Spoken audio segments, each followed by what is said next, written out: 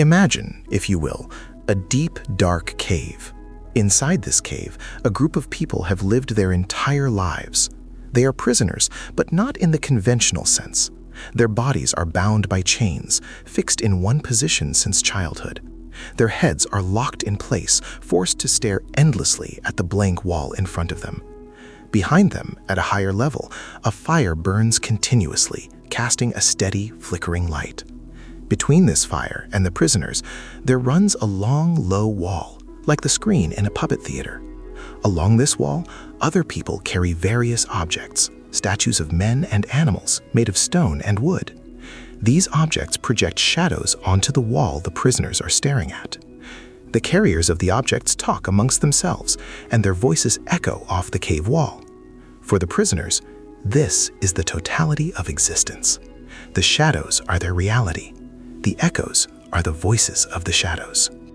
They have never seen the actual objects, the fire behind them, or, least of all, the world outside the cave. They have no reason to believe anything else exists. They name the shadows, discuss them, praise the cleverest among them for predicting the order in which a shadow of a dog might follow a shadow of a man.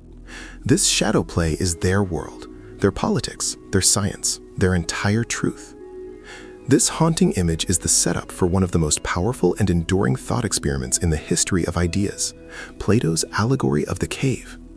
It comes from his monumental work, The Republic, and it is far more than a simple story.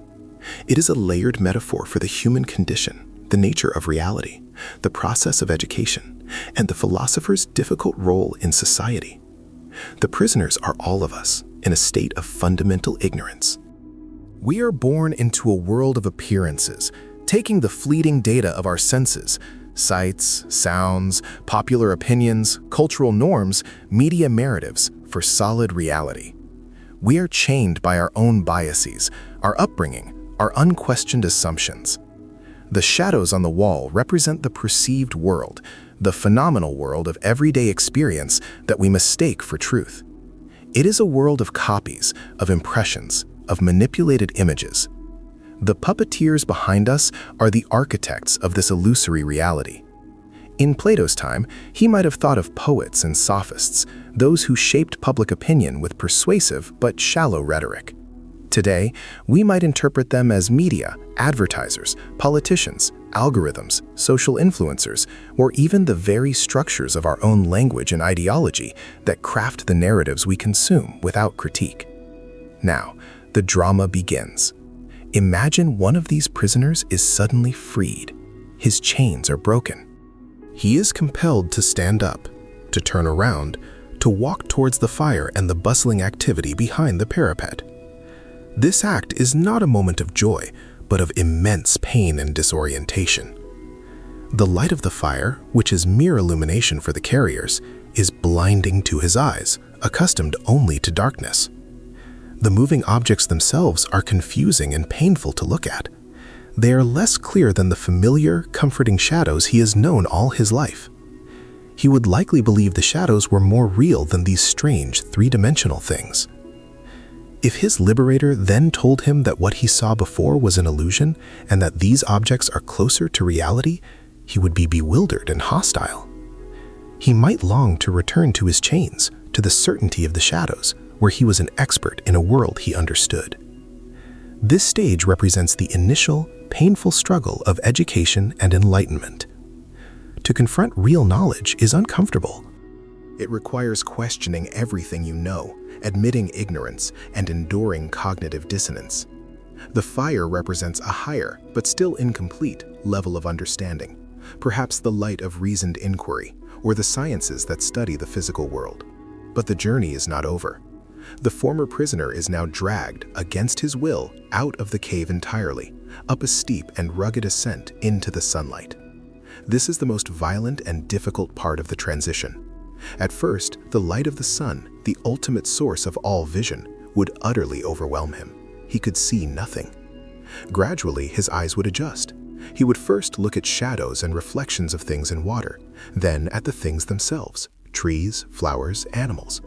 Eventually, he could gaze at the stars and the moon at night, and finally, he could behold the sun itself, not just its image in water or other mediums, but the sun in its own place. He would come to understand that it is the sun that causes the seasons, gives life to everything, and is the true source of the light that made the shadows in the cave and the fire possible.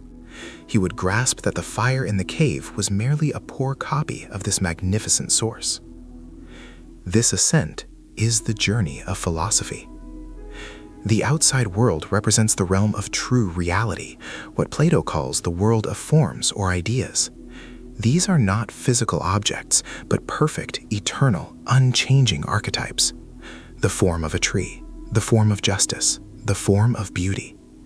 Everything in the physical world, the tree you see, the just act, the beautiful painting, is merely an imperfect shadow or copy of these perfect forms. The sun represents the ultimate form, the form of the good. It is the source of all truth, knowledge, and being. It is what makes understanding possible. To know the good is the highest aim of the philosopher. At this point, the enlightened prisoner pities his former companions in the cave. He understands the emptiness of their honors and prizes for shadow guessing. He has seen true reality and has no desire to return to the game of illusions. But here, Plato introduces the most challenging and socially crucial part of the allegory. The philosopher has a duty. He must go back down into the cave. He must descend into the darkness, sit amongst the prisoners again, and try to tell them about the world outside. Imagine his return. His eyes, now accustomed to the sunlight, are plunged into profound darkness. He can no longer see the shadows on the wall as clearly as the prisoners who never left. He would stumble, he would seem clumsy, his eyesight would be compromised. When he tried to explain the sun, the trees, the forms, his story would sound insane, dangerous, or stupid to the prisoners. They would laugh at him. They would think his journey upward had ruined his sight and his mind. If he persisted in trying to free them, to turn them toward the light, they would become hostile. In the allegory, Plato chillingly suggests they would try to kill him if they could. This is not just a hypothetical. Plato is explicitly referencing the fate of his teacher, Socrates, who was put to death by the Athenian democracy for corrupting the youth and introducing new gods, for challenging the city's comfortable shadows. This final act transforms the allegory from a mere metaphor about knowledge into a profound political and ethical statement. The cave is not just the mind, it is the polis, the city, society itself.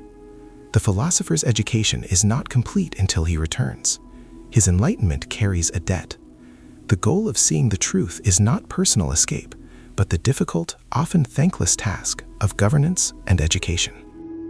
The ideal ruler for Plato is the philosopher king, the one who has seen the sun but chooses, out of a sense of duty rather than desire, to return and rule the cave with the wisdom of the outside world. Yet, the allegory is deeply pessimistic about this prospect. The crowd is comfortable in its ignorance. The truth-teller is seen as a threat. The path to enlightenment is solitary, arduous, and alienating. The enduring power of the allegory of the cave lies in its limitless applicability. Every generation finds its own caves and shadows. For centuries, it was a metaphor for the soul's ascent from the material world to the divine.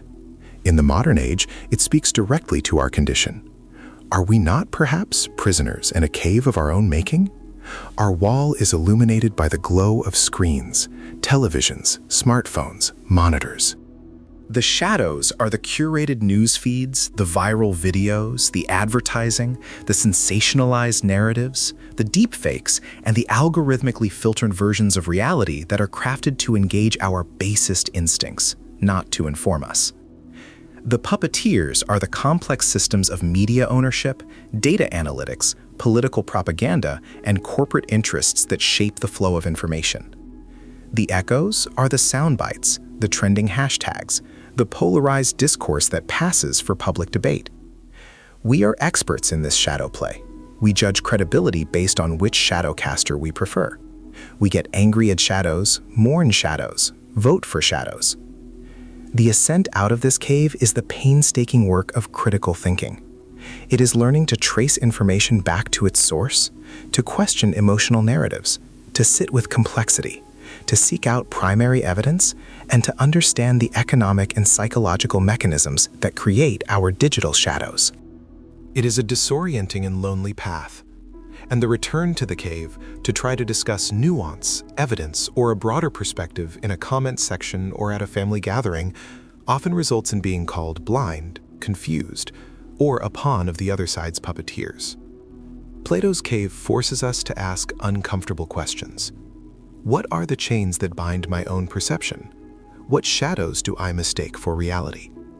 Am I willing to endure the painful disorientation of having my deepest assumptions challenged? And if I catch a glimpse of a brighter truth, do I have the courage to go back into the darkness and speak it, knowing I may be misunderstood or ridiculed? The allegory offers no easy solace.